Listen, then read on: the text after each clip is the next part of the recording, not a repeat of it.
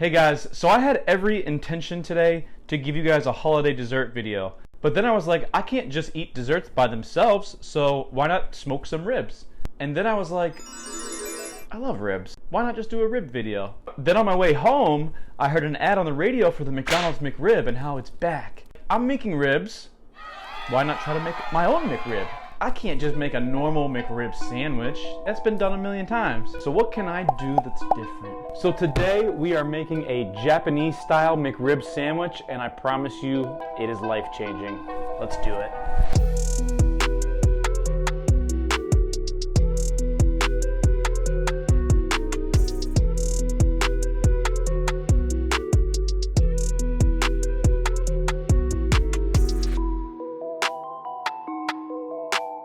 Hey guys, welcome back to another episode of Dishes and Fishes, where I show you how to cook and set hooks. Today is really just an absolutely epic day. This sandwich is unbelievable. Let's make it. So just so you know the components that you're going to need for this recipe, we're going to make the bun, we're going to smoke the ribs, we're going to make a Japanese style slaw, we are going to make a Dashi style glaze for the ribs, and we're going to make a spicy mayo. 5 things, and it's going to be an epic sandwich. So let's get started. So I'm going to start by getting my ribs on the smoker. I already did a video on how I cook ribs on the charcoal grill. Today I'm going to be using a Brinkmann smoker to do 2 racks of ribs, but I'm going to use the same techniques as I did in that video. So I'm going to rub these ribs down first.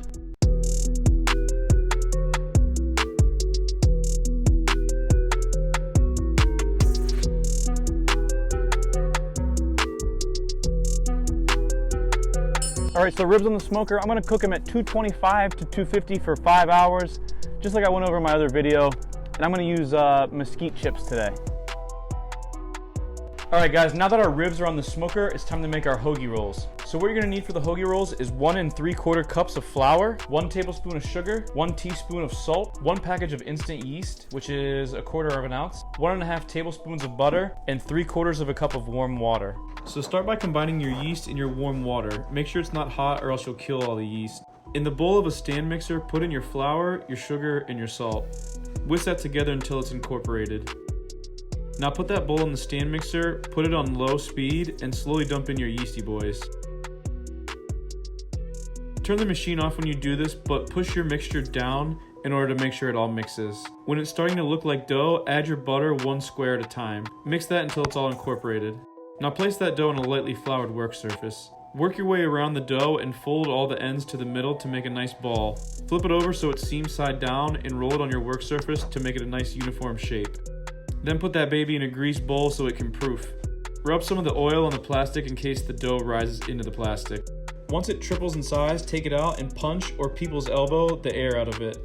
Then put it on a lightly floured work surface. Cut the dough into 3 equal pieces, and then do what we did before when we folded all the ends to the center and then roll them into balls. Once you have your 3 equal sized balls, start by rolling them out into little dough logs. Try and roll them so they're smaller on the ends. Once you have all of them rolled out, make an egg wash with egg whites and milk. Coat the tops of your buns with your egg wash, and then roll the coated side in some white sesame seeds. Then put them on a baking sheet with a sill pad.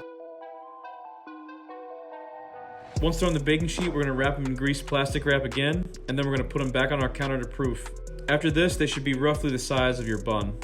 Use the tip of the knife to score the buns diagonally, and then mist the tops of them with water. Put them in a 425-degree oven for 15 minutes, and we're going to spray the inside of our oven with some more water before we bake them off. After 15 minutes, they should look like this. Now let's make the ginger slaw. You're gonna need 4 tablespoons of ginger, half a shallot or a shallot like Gordon Ramsay says, some green onions, a 1/4 cup of mirin, a 1/4 cup of white soy sauce, 3 tablespoons of tahini, and 1/4 of a peeled apple. You're gonna wanna screenshot this recipe because this dressing is unbelievable. Put all those ingredients in a food processor except the green onions and pulse it till they're incorporated. Then emulsify it with 1 cup of neutral tasting oil. Should look like this. Now combine that dressing with some slaw of your choice. I'm using some julienne, red and green cabbage, carrots, broccoli florets, and radicchio. Do this the night before so it can really absorb that ginger flavor. Garnish that thing with some green onions. For the spicy mayo, we're gonna start out with 1 cup of your favorite mayo, and then we're gonna add 1/4 cup of sriracha. Then you're gonna add a tablespoon of tahini and a teaspoon of smoked paprika. That's it. If you like spicy mayo, you're gonna wanna save this recipe too. Put that in a squirt bottle and store it in your fridge. Alright guys, now we're gonna make the dashi, which is a type of Japanese broth for our rib glaze. So the first thing I'm gonna do is put 1 kombu leaf in this pot of water and just let it soak for about 30 minutes until it becomes rehydrated. Once it's rehydrated, we're gonna slowly steep it in water. You don't wanna cook this thing, so make sure it doesn't come to a boil or even a light simmer. Once it's steaming a little bit, add your dried smoked bonito flakes and your green onions. You can also add mushrooms if you'd like. Let that baby steep for 10 to 15 minutes at this low temperature. Make sure you keep stirring it and do not boil it, and then strain it out. Put that broth in a food processor with 2 tablespoons of butter, 3 cloves of garlic, 2 tablespoons of fresh thyme, a 1/4 cup of mirin, and a 1/4 cup of white soy sauce. Pulse that until it's all incorporated, and then add 1/4 teaspoon of xanthan gum to tighten it up. Once your ribs come off the smoker, it's time to debone them. You're gonna wanna do this while they're hot, because after they rest, the bones can be tough to get out. Once they're deboned, cut them into squares to match your rolls.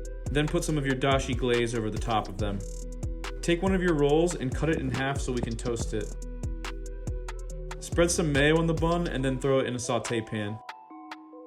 Once it's nice and toasty, it's finally time to build this epic sandwich. Put down the bottom bun and put a generous amount of the ginger slaw on the bottom. Add your glazed section of boneless rib. Add some pickled carrots, jalapenos, and daikon radishes or any pickled vegetable. Drizzle on your spicy mayo. And then finish it up with that top bun. And guys, I don't even need to say anything else.